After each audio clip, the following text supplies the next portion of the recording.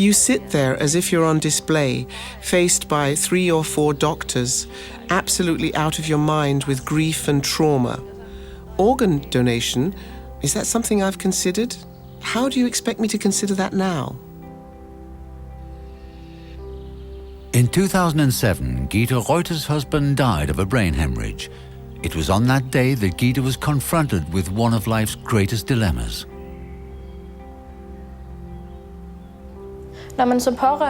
As a relative placed in the situation of having to deal with organ donation, one is scared and unable to understand what's going on. One thing is to understand that your life has changed radically. Another is to give permission for a family member to donate an organ. Expecting anybody to deal with the question of organ donation at a time of such intense grief and loss is almost inhuman.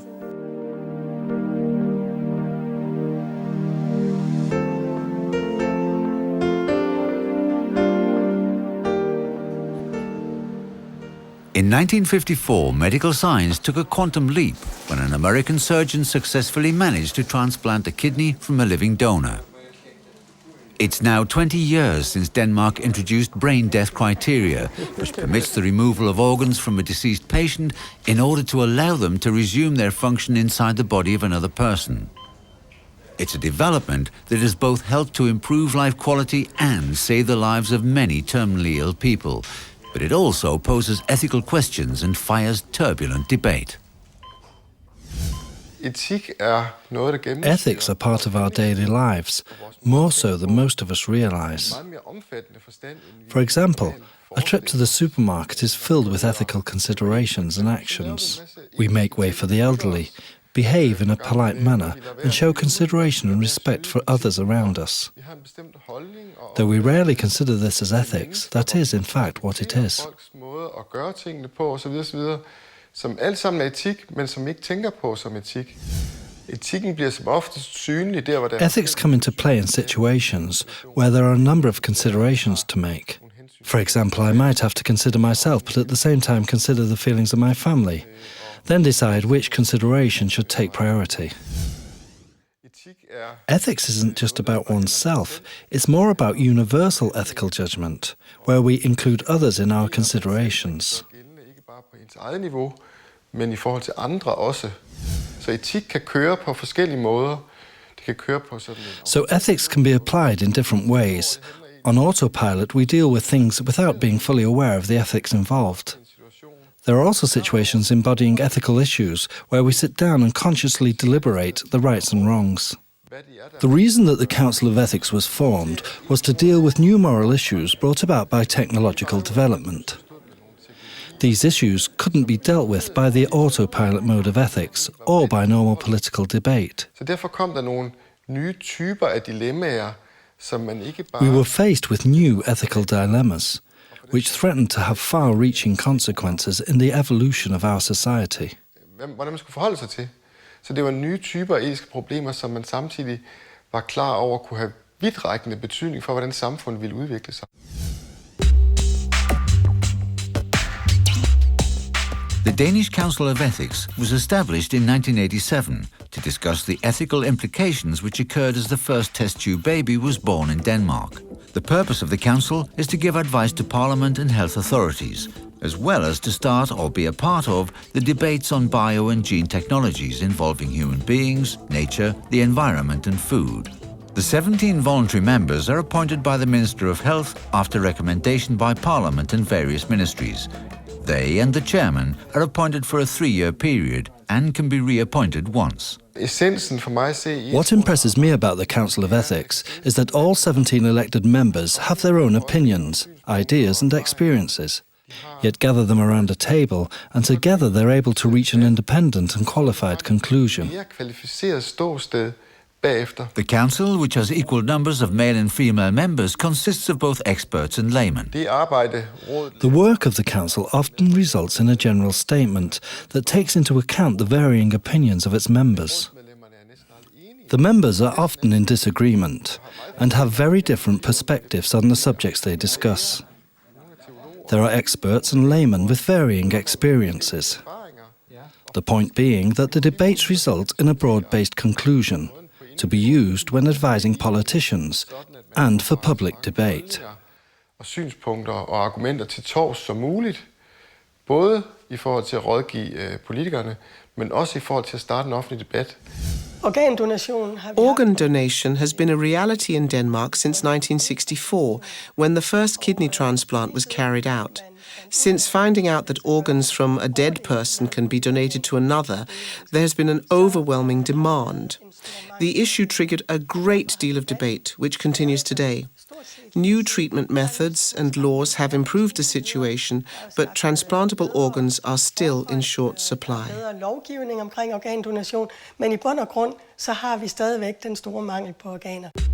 Every year, between 130 and 150 Danish citizens are declared brain dead and their organs deemed suitable for donation. In 2009, organs were removed for transplantation from 77 donors. By the end of the same year, there were 553 people on the waiting list for donated organs. According to surveys conducted in 2006 by the National Board of Health, 87% of Danish people are in favour of organ donation. Paradoxically, only 12% are registered as donors. I think in order to get a really good result from debating these issues, we have to look again at the cause of death criterion.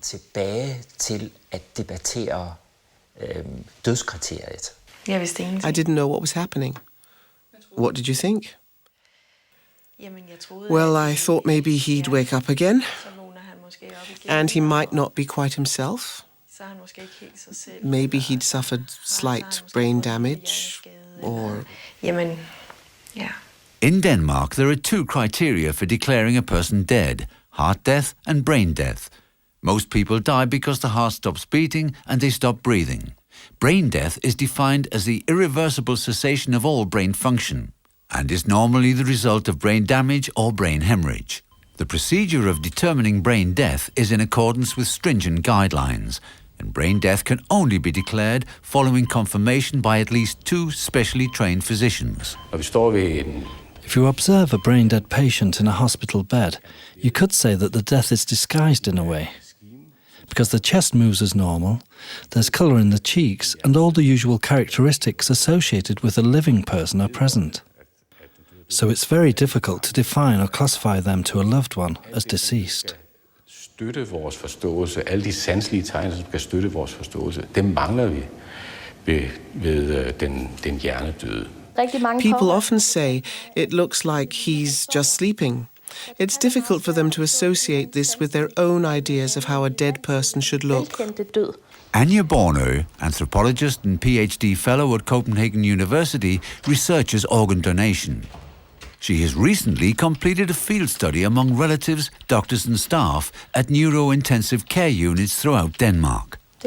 It's clear that doctors and nurses will, of course, do everything possible to save a patient's life. But the moment death occurs, they switch their focus to organ donation. I refused immediately and informed them that I was in no position to consider such a request. Refusal is often a spontaneous reaction in an intensely traumatic situation where a person can say no to organ donation but cannot control any of the other events taking place.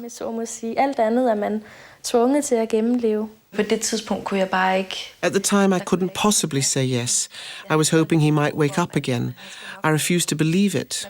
I was thinking, he's only 33, he has 2 young children, only 2 and 3 years old. Of course he's going to wake up again. He can't leave us now. I can recall that I went over to him. I felt that there was something. I begged him not to leave us alone and told him I couldn't go on without him.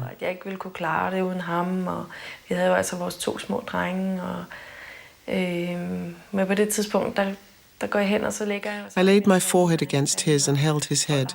I told him I'd be fine and that I would look after our children and give them a good life without him.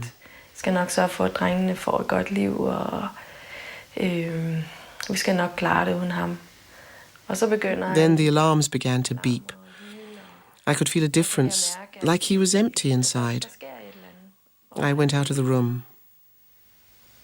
Ja, så føler jeg bare, der helt tomt derinde. Later, a nurse came to tell me that Christian's blood pressure had risen, his reflexes had gone, and that there was nothing more to do for him. Blodtryk steget, og at der er ingen reflekser, der er ingenting mere nu. Og så sagde jeg til hende, eller jeg sagde til I answered that I knew, and that if Christian could decide, then he would choose to be an organ donor. Hvis Christian han kunne vælge, så ville han gerne være organdonor. Nogle uger forinden havde vi faktisk... Coincidentally, we had discussed this predicament a few weeks earlier and come to the conclusion that the person left behind should have the right to decide. But I know that Christian was in favor of organ donation. Men jeg vidste godt, at det var noget, Christian var fortaler for. Jeg synes, det er utroligt. I think it's incredibly important to make very clear whether or not you wish to become an organ donor, either by filling out a form, via the internet, or by making your closest relatives aware of your Bare ens standpoint. pårørende ved, hvad ens stilling er.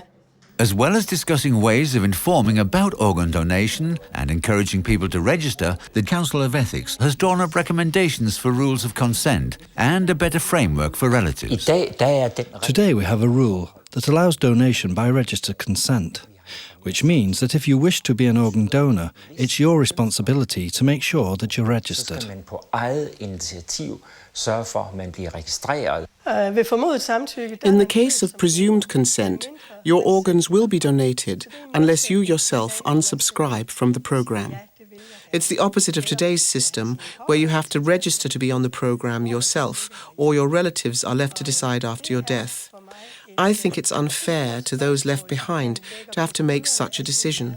I think the state should take the responsibility. Staten, der tager det ansvar. Formodet samtykke er formynderen. Presumed consent is paternalistic. The state decide on the individual's behalf. I don't agree with it. Skal agere i en bestemt situation, og det bryder jeg mig ikke om. Danmark ligger utroligt Statistically, Denmark lies very low. There are 11 organ donations per 1 million inhabitants, whereas other countries, and especially those with the presumed consent system, can lie as high as 30 donations per million. So there's an enormous difference, yet people have just as much right to say no in countries with presumed consent as they have in Denmark. So we should debate whether the rules should be changed to suit the general public and those people awaiting replacement organs. anderledes for at opnå et resultat, som både tilfredsstiller befolkningen og også patienterne. In their report on organ donation, the majority of the Ethical Council favoured retaining the system of registered consent, whilst a minority favoured introducing presumed consent. Jeg oplever på den ene I find that on the one hand, many of the relatives I interview think that presumed consent is a very good idea. They can't see why people shouldn't be registered as organ donors from birth and regard it as a good way of helping others in this country. On the other hand, there are a large number of relatives who think that a family member should make the decision and that the state should have no say in the matter whatsoever. noget af den danske stat skal lovgive om. Man kan sige, om man har det I think it's irrelevant which system we have. It's the family that make the final decision. Though it does help if the deceased has registered his wishes. Maybe it could also be helpful if the state had made the decision. But at the end of the day, it's the relatives that have the final say in the fate of their loved one. og der er det de pårørende, der afgør, hvad der skal ske med den, de elsker. The Ethical Council unanimously recommends focus on support, respect and dignity for the relatives of organ donors. When we worked on the report, we read everything that had been written in newspapers and magazines about the relatives' predicament in these situations. Relatives of deceased family members wrote many of the articles, and it was clear that a lot could be done to improve the situation. Christian lå lige op til... Christian lay close to the staff's room, which meant that they sat laughing and joking while having their lunch break, approximately 3 meters away from where he was lying. It wasn't quite what I needed in that situation. Det er ikke det, man har brug for, når man står i sådan en situation. Og i den situation, It's extremely important in this kind of situation that hospital staff are well trained in reactive patterns and how to help people in distress, shock and in mourning. Noget om reaktionsmønstre, om sorg, om chok. Der var ikke den der omsorg. There wasn't any care or sympathy shown by the doctors and nurses on duty. Eventually, one nurse showed some compassion and seemed to respect my situation. Eller omsorg for min situation. For det første, så skal Firstly, the parting should be in peaceful, quiet surroundings, and there should be the possibility for religious ritual depending on the beliefs of those involved. tilhøre. Det var meget koldt. It was very cold-hearted and cynical, and I think that's why so many people choose to say no. I antropologien In anthropology, you learn that it's very important in life's transitional phases to have frameworks and rituals. I've seen it myself on the intensive care wards when it comes to organ donations. Families need to say their goodbyes in their own special way. særlig form for afsked i scene. Når vi skal gå fra en død, så har man ligesom brug for en eller anden. Altså, hvad gør man? Der er When we have to say our farewells to a deceased loved one, we don't quite know what to do or what to say. når vi har svært ved at finde ud af, hvad vi skal sige og gøre. Rituals help us in those situations. They provide a kind of script for us to follow. Og det hjælper os jo til, at vi ikke selv skal finde på. Det kan være en hjælp til And they help us to come through this difficult situation. den der svære situation, bære os igennem. Jeg ved, at I know that bishops in the National Church have been deliberating this issue, and that they're working towards introducing a standard ritual. at der nu er nogen, der arbejder med at få lavet sådan et ritual. Og jeg håber meget, I hope that others outside the National Church follow suit. uden for folkekirken, der vil gøre det. Det er utrolig forskelligt, hvad en familie har There's a brug for. great difference in what people need at this time. Some people like to have a priest to sing hymns and read passages from the Bible. Others prefer a more informal affair with, for example, a group of friends from the football club and as many family members as possible. Venner fra fodboldklubben og familierne, hele familien, der har mulighed for at komme ind. Political focus on the subject of organ donation and the need for a coordinated system has been intensified. Meanwhile, the ethical debates continue. Jeg synes, det er så stort, at I think it's wonderful that we can help others by donating organs. But I also think it's wonderful that love can bind us to the body, even when we're fully aware that it is indeed a dead body. vi godt ved, at det er en død krop. Så jeg It's synes, det er difficult, meget vanskeligt but I think there's a real dilemma here, a dilemma that we need to maintain. at fastholde. Det er jo i sig selv en spændende etisk I think it's an interesting ethical discussion to have with the family. The fact that there are those who need a donor organ and others who are able to give the organ in order to save that person's life or greatly improve their quality of life is a stimulating subject for discussion. redder sit liv på det, eller i hvert fald får et betragteligt bedre liv. Jamen det er svært, for jeg skulle jo tage et valg for det. It was difficult having to make a decision on behalf of another person, but I knew Christian so well. He loved to help others, he was always full of energy, and I know that presented with the chance to save another person's life by organ donation, he would have said yes. Nogle børn eller andre mennesker, så ville han gøre det.